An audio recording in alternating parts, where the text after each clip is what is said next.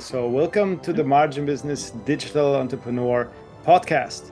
As every week, we have now a new guest, very interesting guest, which is a lot into, everything what goes from shipping, sales, a lot of different things. But you know what? I will let Nicolo introduce himself first. So Nicolo Manica is the digital innovator and a public speaker and a marketing professor. So these are a lot of different things which he has done in his career, and I'm sure we're going to find out more as well where he wants to go. So currently, what are you actually doing, and what is your expertise? Just let us know. Tell us a little bit more about yourself, Nicolo, and then we take it from there. Hey guys, and thank you, Omar, for having me here. Fantastic way to spend a few moments together to discuss a few arguments, and for sure to explain you better what I've done in my past and what I'm working on right now. Well, you mentioned quite a few things, and that's correct. That's probably a lot of things I've done in my past, which started with just the passion with the digital.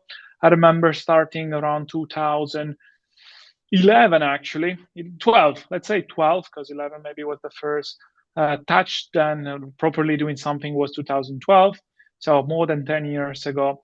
And this was with the first affiliation programs that were out there. I remember Teespring. I don't know if you guys were familiar with, but that was a website in which you could customize a t-shirt and trying to sell it. And me as a university guy, I was just, wow, this is a fabulous way to make some money. I tried, I miserably failed because I thought, there's probably a lot of people out there that the digital business is easy. You just turn on things and money just starts flowing like crazy. But this is not the thing. Like, unfortunately, it's not that easy. Sure, it's easy to start a digital business, way easier than opening a factory probably, but still has a lot of difficulties. And I discovered them pretty soon. And after that, I just kept in the space. Started a few websites. SEO was a big thing back then. More affiliation. I remember doing affiliation for for trading platforms. And yeah, I kind of move on with my experience, but maybe sure. Let's also we can have a chat about other things, because sure. I started from there, and today focusing a lot of e-commerce and sales. Yes, my experience also led me to host some courses in different universities around the globe. And still, I'm here grinding, hustling hard, and showing up every day, because I feel like me and all the listeners to the podcast are having common this passion for probably digital and for the entrepreneurial side of our life. Sure, because it's not only the thing like to make money. It's the process. It's the process where we find ourselves constantly in, and the best would be the process never stops. Because when it stops, what you're going to do then? That's that's the thing. So the best thing is always to keep it going. So yeah. So moving on to that, what was the biggest turning point from what you are saying, what you were talking about so far? When did a real turning point happen? Like, wow, that's the good thing, because when we talk about SEO even today, it's like everyone claims, yeah, we can do SEO and all of that, but at the end, that's an art. It's such an art. It's such a big thing that I'm trying to understand it. I'm trying to learn about it every day, but I'm still hiring people to do the part, and then still I'm not most of the time satisfied, because there can always be done something better and something different, and it's so rapidly changing. But just for you in general, what was your turning point? For example, with what material was it? Was it with SEO? Was it with e-commerce? Was it with sales? So, okay, I would say that there are two key turning points for me. One was professional, one was personal. So I mentioned before a few of my experiences. I need to say I did all of them while I was still studying. I'm actually an engineer, studying engineering. I finished my university, Back then, I mean, yeah, I was in love with digital, but I would never have thought that would be a career. And therefore, like classic path, finish university, finish engineering, which, by the way, I didn't like it at all, but that was my personal point of view. I got a job in China, went there as an engineer. I said, maybe I didn't like to study engineering, maybe trying to practice it, it would be better. Long story short, it wasn't. Like in general, it was not.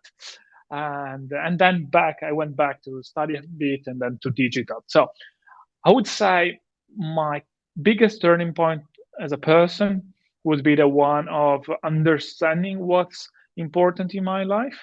And if I need to really highlight the most important part of it for me would be time. So I'm doing what I'm doing. I'm trying to achieve what I'm not achieving, not for money, because I always say money is just a mean to achieve something. And my achievement would be being able to work when I want, to spend my time as I want, take vacation as I want.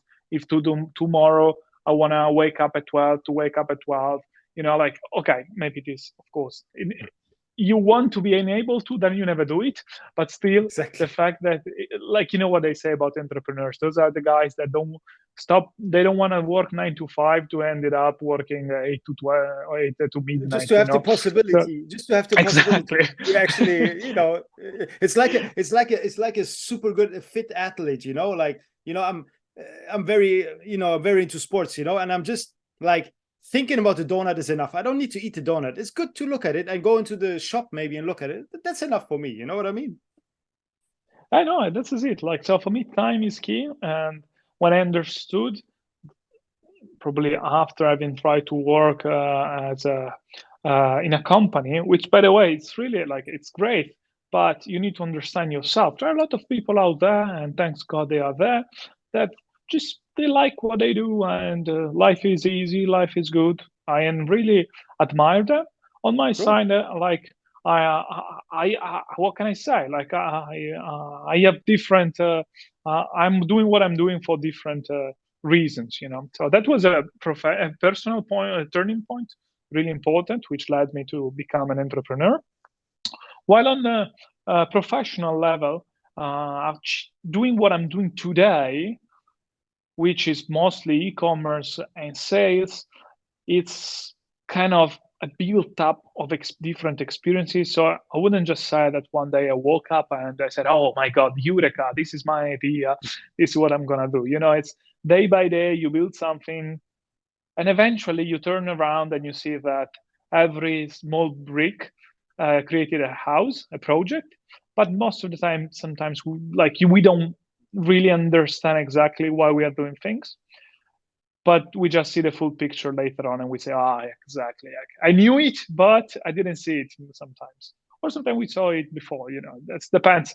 Different people, Sure. different mindsets or experiences. For me, I'm doing e-commerce today because I really feel like, for as much as compared to years back when I started, back 2016 was my first e-commerce experience, was way less crowded. Today, everyone is doing e-commerce. Just a few days back, I was talking with a guy. The guy was like, I want to resign. I want to open my business. Should I do e-commerce? I said, why e-commerce? Oh yeah, because everybody's talking about e-commerce. E-commerce. I said, wait a minute. Like, e-commerce isn't easy. Like, it's not gold. You still need to work hard. You still need to be better than others. You still need to develop new skills. So, but yes, at the end of the day, it's fantastic if you have a good e-commerce stores and you're able to provide good value to people, because I think value is key in today's world. Too much crowded, the only ones who win it are the ones who can offer enough value to the clients. So if you are in love with your products, you're doing this because you like what you're doing, because you love the product you're selling, yes, you're passionate, then I think it's a fantastic career. And then I'm doing sales because I, and this is again brick after brick. I turn around and I saw a house built. Like, a few months back, few years back, I looked and I was like, wait a minute, I'm a salesman. Like, all my life, I sold something. I'm good with talks. I'm good with my words. I'm good with my actions. Every time I speak with somebody, I'm able to sell something. why don't I do something about it? Why has to be just like a skill? And therefore, right now I'm focusing on sales, focusing on helping other companies in creating a sales team and outsourcing sales team, and offering them the possibility really to achieve new levels of revenues thanks to an outsourcing sales team. I mean, one thing leads to another. When you're passionate about something, it will lead you, to not a complete other direction, but other doors will open.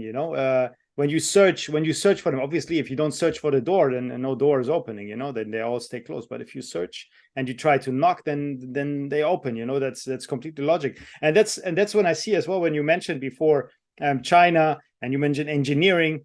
Obviously the engineering path, I don't say that it's easy. It's a very hard field to study, and myself, I'm not engineering background, but I know that it's pretty rough, and it's not the easiest way to choose, but it's a way where a lot of doors opening actually in a wild field, or even to open your mind. I'm not sure. There are so many people in ecom, which and as well in AI, which studied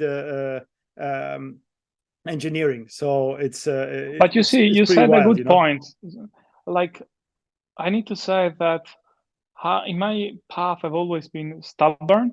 So the reason why I finished engineering and even try to work as an engineer, even if, like, I would say the first day at university, okay, maybe that day I didn't really listen a single word. I was more focused on creating new friends. But second day when I started listening, I discovered that wasn't my future.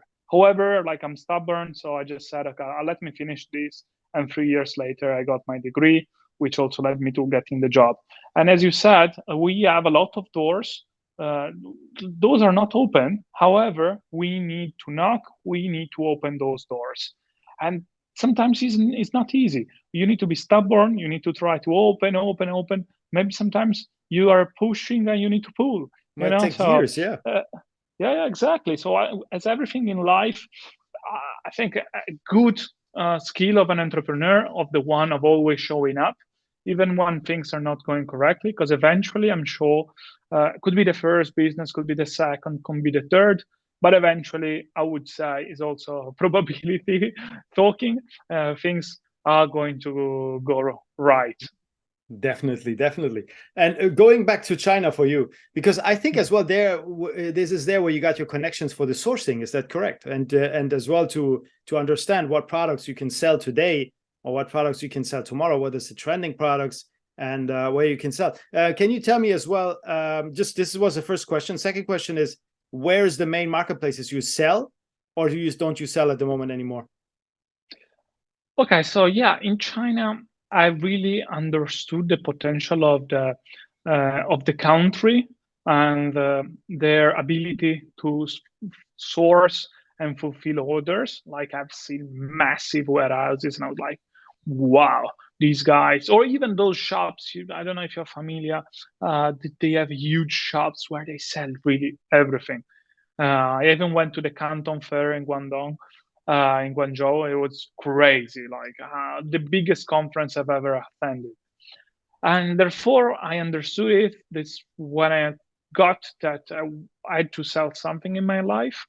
I opened my e-commerce stores. It was drop shipping back then. I'm talking about 16, 17.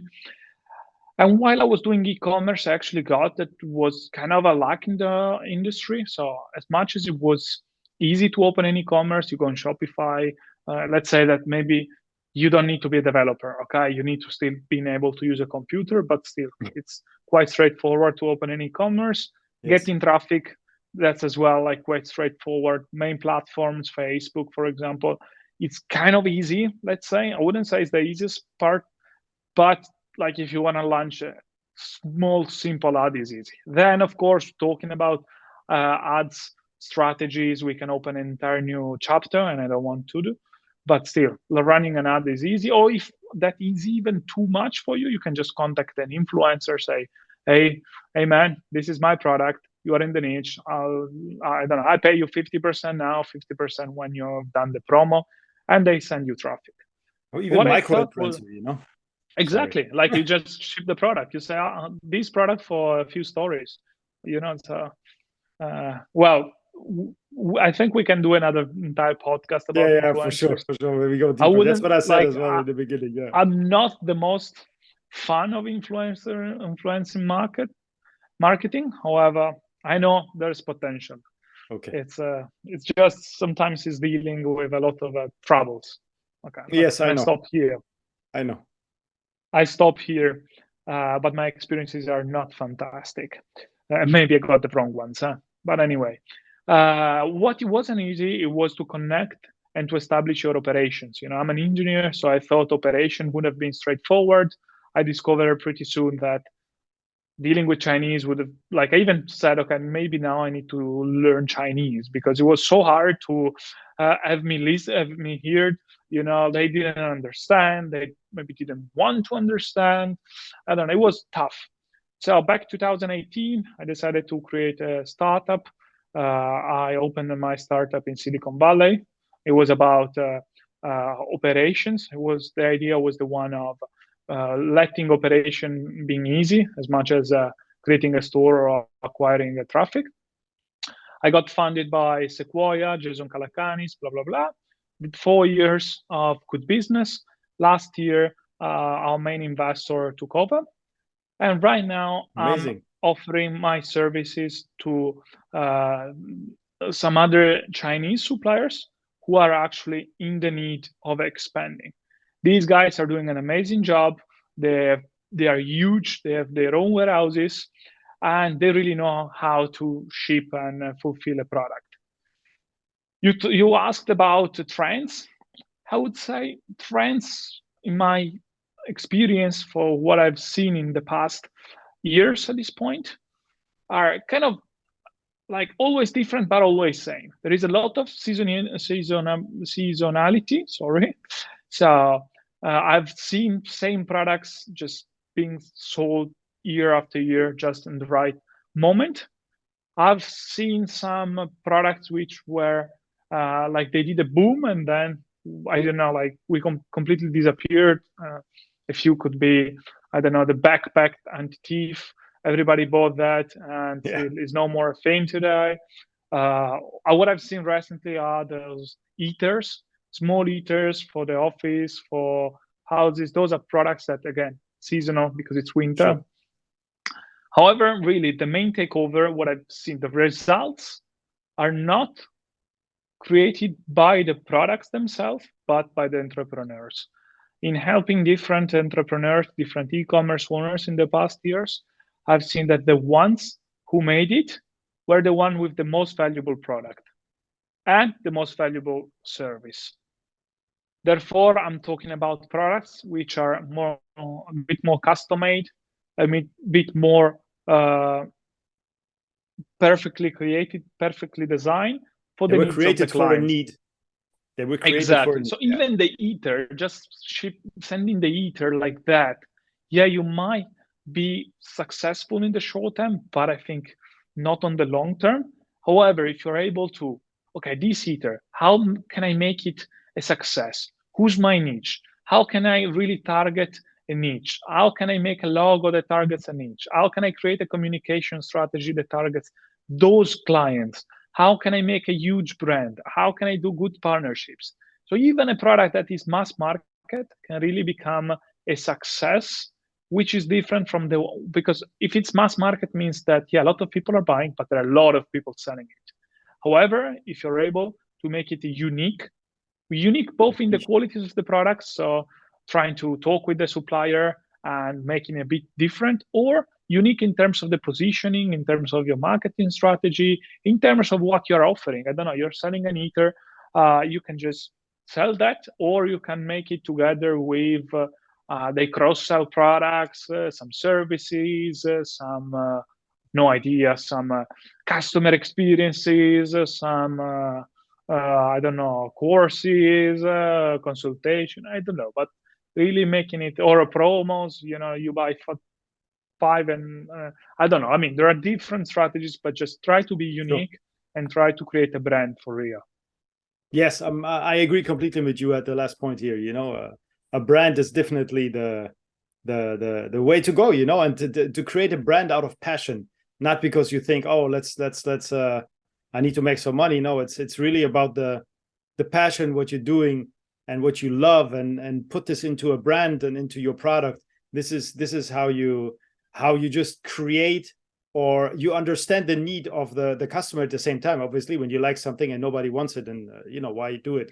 But if you know there is a need as well, that's definitely amazing.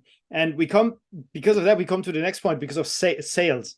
I hear from you that obviously you do a lot of let's not say like the traditional sales, but obviously you sell through your products, you sell your services, and now you even selling more. You're trying, you sell the services to large companies, and you have sold yourself, your company, in front of investors, which is as well a good experience. So from that experience now, is there another level as well for sales for you? I mean, like, do you now learn to jump to the next level? I mean, you have done quite a lot, and standing in front of investors, I think, is one of the highest things you can have in sales. I mean, obviously, to be in front of 1 million people and sell your product through e-commerce is as well something. But I think the hardest one is the one when you pitch in front of some investors, which obviously have seen a lot of people want their cash. So what is your, maybe I want more to say, what is your advice for anyone who is standing in front of such people and wants to sell, obviously, his company or his services, or in general? What would you suggest? Well, it's fun what came to my mind when you said the hardest point of selling. You said investors. I was actually thinking a bit more broad in terms of life, because I think in life we're always selling something. Even now, like I'm talking, I'm selling kind of my experience and my point of view, and the listener can just understand and say, okay, this guy is right, or just say, oh no, this guy is just talking, I don't know, about the nothing, just not to be rude. So again, I'm selling again. So when you were talking, and your point is amazing, I was like, well, for me, the hardest part of selling wasn't the one in front of investors, but the one of selling myself in front of girls, for example. So even when you go and I don't know, you start dating for the first time, you have the girls out there, you're scared somehow about women in general. You're a teenager, we are kind of two separate worlds. You need to start to go there, approach, and you're scared initially, and then overall you start to build experience. And again, even there, when we do dating, it's us against all the others. There are a lot of men out there, and you are competing against them. So the same can be said in terms of business. When we are in front of investors, could be the same. And again, one of the most important takeovers for me is we sell with emotions. We sell in presenting solutions to problems of people. Therefore, my biggest suggestion for the listener would be the one of understanding who you have in front of you, understanding which problems or whatever they might look for. Try to make things as personal as possible. Try to talk with your heart, with your emotions. Don't just rely on numbers. Okay, numbers are extremely important, especially with investors, but numbers came secondary. Most of the time we just listen to people who invested in people. Okay, again, this connects to what we said at the beginning of this podcast about money being just a mean to achieve something, and same can be said for an investor. An investor is investing in people. So try to make a connection with him, try to understand, to prepare your meeting before, who you're going to talk with, who's this guy interested, who has invested before, where, which are his passions, what is this guy looking for, which problems is he facing, how do we address those problems. So everything related to sales is this one. Don't just go there. I've seen too many times people just presenting the same presentation to everybody, not that personal, not that really, they don't emphasize their emotions. They just do like roboting things. Okay, and that's not how to do it. If you want, okay, you might be successful with it, yes, But just if I need to make a suggestion, don't do that. Sure. PowerPoint and then give some percentage and numbers of the, I understand what you want to say. What the reason is why I'm asking you this is because I wanted to go to AI from here, and why am I saying this is because of the personal touch you have to give in all of the business today. There is very rarely businesses where you don't need a personal touch in order to sell. So you need an AI cannot sell your products. Maybe they can write a script to sell your products, but at the end, the AI will not be the face. It's you the face. It's your company the face. Same when you go in front of investors. You cannot put your AI on Zoom or to pitch the investors, and even worse to go to investors afterwards. Maybe in a few years we can have like a 3D animation where we can stand in front of investors on the table and present our stuff. Interactively. But if we go to AI right now, the ability of AI and all the people which are all afraid that AI is going to take their work right now because AI is so powerful, me personally, my opinion is it's not true. Obviously, we need to see what's coming in the next 5 to 10 years because our world will change in 5 years drastically. And I think we need to make sure to have the AI doing what we want, because if not, the AI will tell us what to do. What is your opinion on that, and where do you think we will go? And what are you doing at the moment with AI personally in your company or in your everyday life?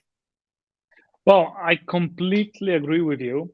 I feel like one of the ability of selling is the connection we said. We are human. We connect with other humans. We connect with the people that are the most similar to us. And even like if we analyze our friends, if we analyze a person in a room that we understand can be a potential friend and we like more than others, is because we tend to like the people that are the closest to us. Therefore, AI today doesn't have that ability even to be more chameleontic, let's say. So a good salesman is the one that is is changing himself in order to be perceived as the most similar to a potential client, because in that case, he gets his trust, and in getting his trust, the next thing that comes are the money. Today, AI is not able. You talked about creating a script, correct? I don't really love scripts. I think like more about models. This is how we sell in my company.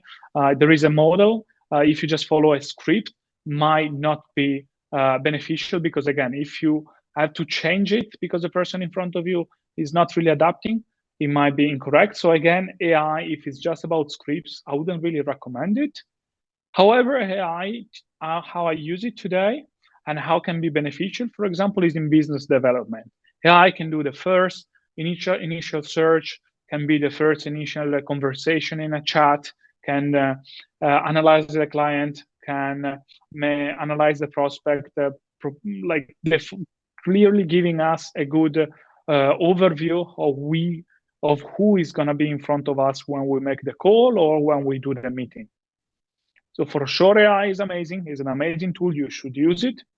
But don't just rely completely on AI. AI is not going to create your business. And for as much as I'm not sure about the future, today we are not there. That's true. We're not there yet. But like I said, I believe it will be. From 5 years from now, we will not know the world anymore. Trust me. I think this will be so rapid that it will be, maybe we go back to this podcast and we see that, I could just give you an example, the heater, what you just said, you just have to ask the AI what I'm going to put on there to improve sales, what others don't do, so he will give you something, he maybe put you, I don't know, a water dispenser to make the air more humid. I don't know, but anyway, there is so many things with how he can improve, or maybe to make the water boiling, so when you're cold you can also have a hot tea. Exactly, the same thing. Exactly. It's a business idea, $1 million idea. $1 million business. Exactly. No, it's funny, because today, why I'm thinking about this today in the gym, I've seen somebody have a water bottle and there was a phone sticked to it. I don't know if you've already seen it, but I haven't seen it yet. It's like a water bottle, like a liter water bottle, and there was a phone sticked to it, you know. And the phone, I think it must either had a magnet. I didn't want to touch it, you know, because it's not mine. But so either is a phone, either is a magnet, or it's like a plug, you know. But I need to check this out. It's a very I like this idea, because everyone has his phone always with them, and everyone has a water bottle, and everyone forgets everything always in the gym. So this is definitely. But I've seen these trends. The trend of a water bottle more customizable. I was actually watching a YouTube video before this podcast, and the idea I got was, now there are water bottle that you can add a special, I don't know, flavor thing. And in this, like, I think this is a good innovation, because allows the water bottle makers to still sell after, you know, because that's another big problem with the e-commerce. The customer acquisition is so expensive today that you need to find a way to monetize the client on the long run, and as many times as possible. But if you're selling a water bottle, you sell it once probably, so nobody's coming for a few months or forever. But if you're selling those tags to make the flavor, the water more, I don't know, flavorable, then people can buy again and again and again. That's a good idea. It's fun, because I sell water bottles actually. Oh yeah. Oh. Yes. I'll send you the link if I find it again. Amazing. Good idea. I wasn't thinking about it, you know. Thank you so much for your time. That was amazing. I mean, we didn't dive in very deep, but you know, these are definitely some of the very, very interesting topics I wanted to speak to you, and because you have such a great background in this, and you're a speaker, and you like AI, and everything around it, it was definitely worth it to ask you these questions, and I'm sure our audience will appreciate this as well. So if anyone is interested in your services or in what you do generally, where is the best place to find you? I would say the best one would be on Instagram. They can follow me, Nicolo Manica, or they can go on my sales agency website, which is outsourcingsalesagency.com. Quite straightforward. You need to find outsourcing sales people, so go to outsourcingsalesagency.com. But otherwise, on Instagram, I'm really active. I answer to all but the direct messages. They can follow me or just ping me a messenger there, and then we can have a talk. And Omar, thank you very much. It was really a pleasure to be here today. I really loved it. Yes, that's true. We didn't really dive in, but we need an entire conference to dive in all those topics. We need each of these topics needs to have one podcast, you know. That's exactly. True. So, but again, I think we gave good insights, good ideas, good points to think about to the audience. Oh, what a podcast! I liked it. Definitely. Thank you so much for your time today, and let's do this again. Fantastic. Thank you, Omar, and thanks everybody. Thank you, Nicolo. Bye-bye.